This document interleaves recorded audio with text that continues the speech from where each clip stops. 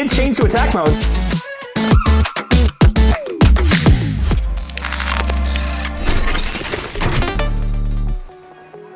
Hello everybody and welcome back to BladeLab, the #1 Beyblade channel of all time forever, and don't you ever forget it. And we're definitely not being sarcastic. Today, we're gonna be talking about Scorpio Spear, the latest Beyblade UX release. And we don't quite have that Beyblade in our hands yet. It'll probably be here in a day or two, but we have the next best thing, or maybe even better than the actual Beyblade, which is we created a CX version of the Scorpio Spear gimmick. And the STL, the 3D print file for the main design we're gonna be showing today, is available for free on our Patreon right now. So go check that out. There's also gonna be a couple other ones that we talk about in here and in the paid tiers, also available right now on the Patreon. So check it out. Anyway, so basically what we have is a CX version of the gimmick from Scorpio Spear, which we call this one Rail Sting. So as you can see, as you spin the bit, it spins the assist blade as well. So when it hits the rail, it will transform. So when you start, just like Scorpio Spear, it'll be in like a defensive mode where all the holes are kind of blocked off, all the gaps. But then when it hits the rail, it swaps into an attack mode where all the big blades become revealed and exposed for hitting. So to show you what that looks like from underneath, so here's our Rail Sting without the ratchet on. So basically, as you can see, there's a little gear hole there for a bit to go in, and as the bit rotates, it rotates there. You can see the little arms that go out underneath and swap between the two modes, which actually kind of an unexpected thing that we weren't really trying to do. It also works pretty much perfectly for Perseus. So as you can see, here's the defense mode where it all the holes are covered pretty well, and then in attack mode where all the holes are revealed. So you could also put it on here. So I guess they lined it up on purpose, the blades, which is cool. But so as we were making Rail Sting, we were thinking, wouldn't it be cool if there was an evolved version of this gimmick that could actually rotate freely and basically be like a combination of a free spin and this gimmick? And so we created Gear Sting. Woohoo! So as you can see, basically it's the same thing. So you can see the inner gears rotate with the rotation of the bit, but it's infinite, and it rotates the opposite direction from the bit. So basically you can see there's this little gear in there that's kind of floating. So basically that middle floating gear is like a double helical gear, which you can kind of see on the camera. It's supposed to like lock in place so that theoretically it won't move. Also the lock chip is kind of holding it on one side, and once you have the ratchet on, then it's definitely held in place, doesn't come out, you know. But so basically in practice, the way this works is as the bit rotates, the assist blade spins the other direction. So this will not free spin, but as you can tell, like you can spin it by hand, but it's kind of locked to the little notches in the bit. Like as the bit rotates, there's those little notches in the ratchet that create a little bit of resistance, which means that of course if you put on a free ball, for example, it will spin more free without those notches. As you can tell, you know, it's not doing the clicking, it just spins as you spin the bit. So it'd be cool to try with some other like free spin style bits and see what happens. But so yeah, that's Gear Sting. This took a lot of design work. There's like a gear that goes all the way around the outside that connects to this middle gear, and basically there's only, on an 80 height assist blade, there's only 2 millimeters of space for this tiny gear to exist in, which is part of what made it so hard, because I didn't want it to be any taller than an 80 so that it still like fits into the, you know, current system more or less. So that's the idea. We're gonna give it a test in a minute and see how both of these work. But yeah, we've worked really hard on these models, as you can tell from this box of various prototypes and broken parts.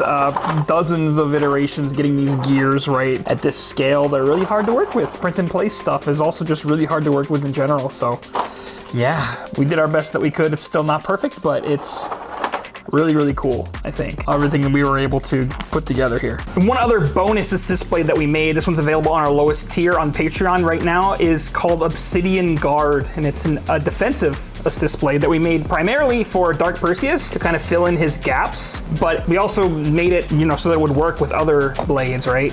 So then it has 3 big honking knobs. That way, if you want to put it on Drain Brave, it can get some attack. The main point of it was just to protect the little gaps in Perseus' defense, since normally that's what will lose him the most stamina. Yeah, so it's supposed to look sharp and pointy like a piece of obsidian. That's why it's called Obsidian Guard, and it's black. Pretty cool. So this one, Rail Sting, which is the exact copy of the Scorpion Spear gimmick, is available for free right now on our Patreon. This one, Obsidian Guard, is available on our $2 tier, the STL, and this one, the Gear Sting, is available on the $5 tier. So let's give these all a test and see how they work. So first, we're going to be trying out the Rail Sting, which is the one that's basically just Scorpion Spear, but in CX world. So what are we going to put that against? It's going to go against Unicorn Sting 960 ball. Awesome. All right, let's see if we can get this gimmick to work. So let's do a slow launch at first, just to, you know, see what happens, get a few slow-mo shots and stuff. I'm going to start this in defense mode, and we'll see at the end if it's in attack mode, and we'll also check the slow-mo footage, see if we can see anything that happens. 3, 2, 1, go shoot. Woo! Bonkin'. Get it, boy! Woohoo! Heck yeah. Let's try to not hit. I mean, so it did change to attack mode, so at some point it did change. We'll check the slow-mo footage too, see what we see. But let's do a few more.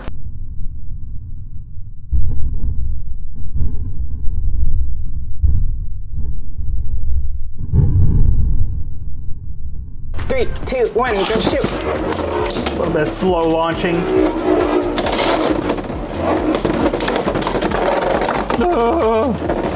It's okay, he came back out. He did switch. Did switch, yeah. 3, 2, 1, go shoot. Woo! Oh!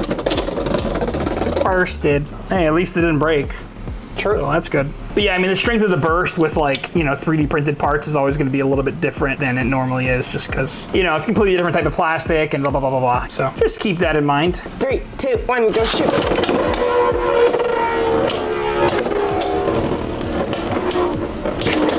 Try a different bit too.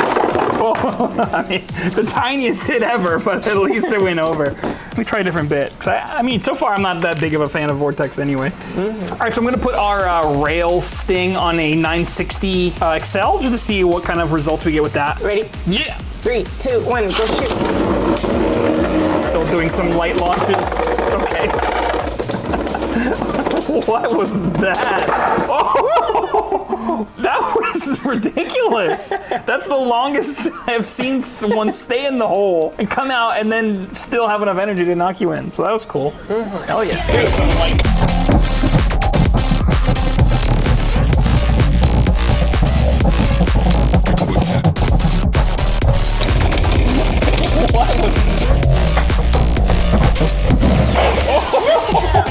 Three, 2, 1, go shoot.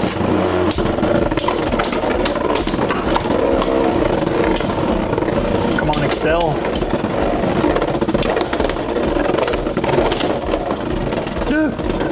I mean, might have the stamina this time at least. Oh yeah. Oh yeah, that's better. 3, 2, 1, go shoot.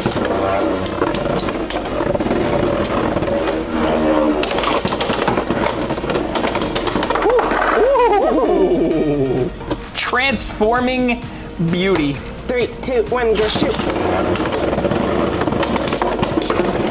Oh yeah, he's too chonkin'. I mean, you're gonna win on stamina, I think, on this one, but it's okay. That's okay. We can lose some of those points as long as we hit everything else.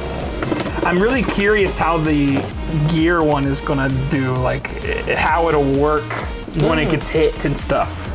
So one thing to mention with this is that because it doesn't, once it hits the lock position, the bit cannot spin anymore in this current design. It is gonna lose stamina the more it rails and stuff because, you know, normally a bit can still click. I don't know how it's handled on the Scorpion Spear. I don't know if it can still kind of spin and kind of keep clicking forward after it hits that, but that's why I made the gear version. I think this is the best way I can really do it as an assist blade, since there's not really much space in there for me to work with. So keep that in mind as well, that if you do use this, you're probably gonna wanna go a little bit harder on the attack because you're not gonna have much stamina. So that's Rail Sting.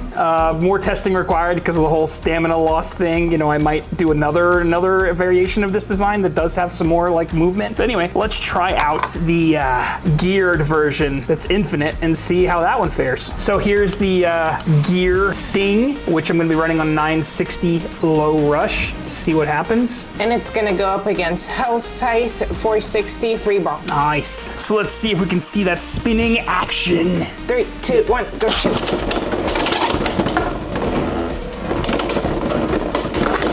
Oh.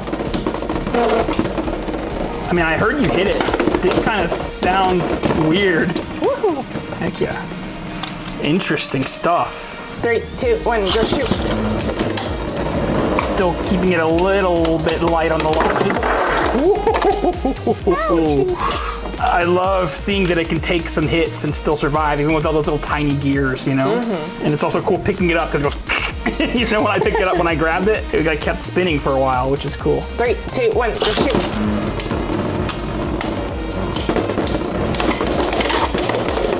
Tippy taps for you.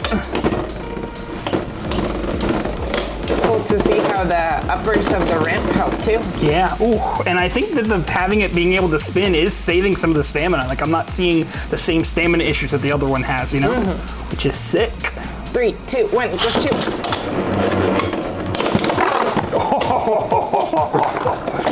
That's evil, dude. Look at that beauty. The gears.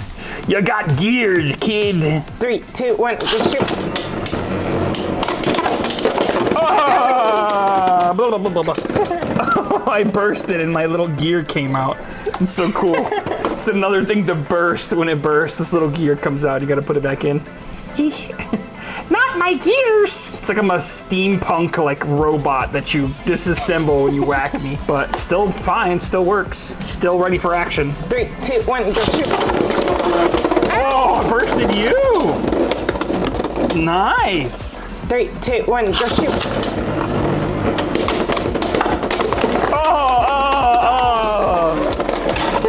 I actually fully fell apart that time. Well, we had one break, but at least you can see what it looks like without the part on top holding it together. It's this big outer gear around this big, they're all helical gears to let them kind of lock together. But yeah, it's pretty cool. All right, so we're gonna try out this last bonus one that we made, which isn't really related to Scorpion Spear anyway, but it's a fun extras display that we made, which is the Obsidian Guard, the OG, baby. So we have it on a 660 hexa. We'll just see how it does covering up those holes. We got Tyranno Roar 960 Vortex. Nice. Let's see what happens. 3, 2, 1, go shoot. I got put in the pocket. And this one is actually a 60 height, so it's the first custom one that we've made that's 60 height on the assist. So, you know, it's gonna have less weight to be a little bit lower. 3, 2, 1, go shoot.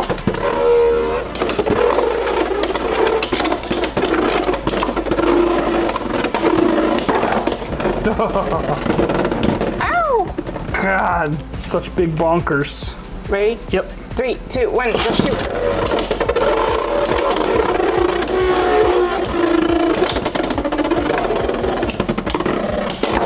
There we go, baby. Oh, just barely put him in the pocket. We'll take it. 3, 2, 1, go shoot.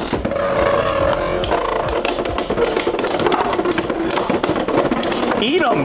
Oh, dang, it was eating the hits so good. It was taking them. True. And it's gonna go up against Shark Edge 360 Unite. So let's see how it does against that one. 3, 2, 1, go shoot.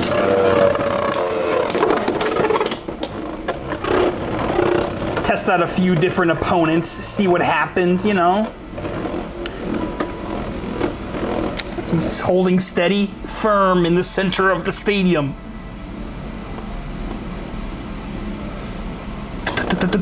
Oh, I think he's got you. He's got you.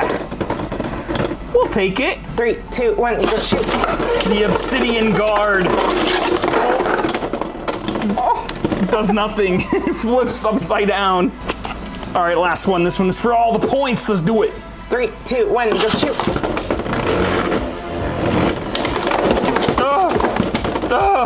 Oh, God. Dark Perseus. My boy. So anyways, that's gonna do it for our quick test. Just a quick video. I wanted to show you guys since, you know, Scorpion Spear is on its way, gonna be here any day now. Check them out, have some fun. And, you know, of course, something to keep in mind with these 3D printed assist blades is if you launch them, you know, with maximum power, then they're definitely going to break, you know, maybe not on the first launch, but within, you know, 10, 20 launches, they will break. But, you know, you can always print another one. Mess around, see what happens. You can get a vibe for, you know, maybe some gimmicks that are gonna come soon, you know?